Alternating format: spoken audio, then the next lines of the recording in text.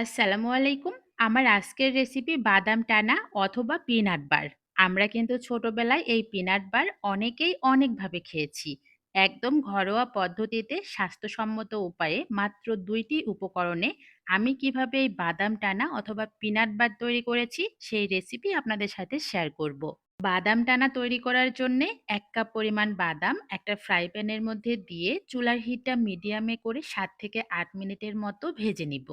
যখন দেখব প্রত্যেকটা বাদামের গা এরকমভাবে ফেটে গিয়েছে, তখন বুঝে নিতে হবে বাদাম ভালো করে ভাজা হয়ে গিয়েছে। এখন এই ভাজা বাদামগুলো একটু ঠান্ডা করে নিয়ে একটা সুতি কাপড়ের মধ্যে ঘষে নিলেই কিন্তু খুব সুন্দরভাবে পরিষ্কার হয়ে যাবে।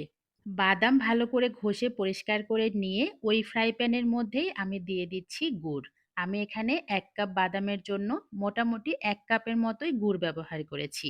আপনি যদি চিনি দিয়ে করতে চান সেক্ষেত্রেও কিন্তু সমপরিমাণ চিনি ব্যবহার করতে হবে। চিনিটাকে ক্যারামেল করে এরপরে বাদামগুলো দিয়ে দিবেন। তো গুড়টাকে কিন্তু ভালো করে জাল করা হয়ে গিয়েছে। যখন দেখব গুড়ের মধ্যে একটা তার উঠে গিয়েছে, এই পর্যায়ে ভেজে পরিষ্কার করে রাখা বাদামগুলো দিয়ে দিব। এখন কিন্তু খুব বেশি সময় নিয়ে ভাজা যাবে না।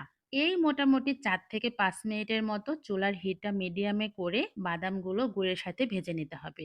এর বেশি ভাজলে কিন্তু তিতা হয়ে যাবে, তখন পিনাট বারটা খেতে ভালো লাগবে না। এইদিকে আমি একটা স্টিলের প্লেট নিয়েছি। প্লেটের উপরে ভালো করে সয়াবিন তেল ব্রাশ করে নিয়েছি, যাতে করে পিনাট বারগুলো ওঠাতে সুবিধা হয়। প্লেটটা একটু ছোট হয়েছিল, তাই আমার ঢালতে একটু প্রবলেম হচ্ছিল। যে পরিমাণ বাদাম নিবেন সেই পরিমাণ গুড় ব্যবহার না করলে কিন্তু পিনাট বারটা খেতে ভালো লাগবে না। এইটা একটু ঠান্ডা হওয়ার পরে আমি ছুরি দিয়ে ভালো করে কেটে নিচ্ছি। আর ছুরিতে অবশ্যই কিন্তু তেল লাগিয়ে নিতে হবে।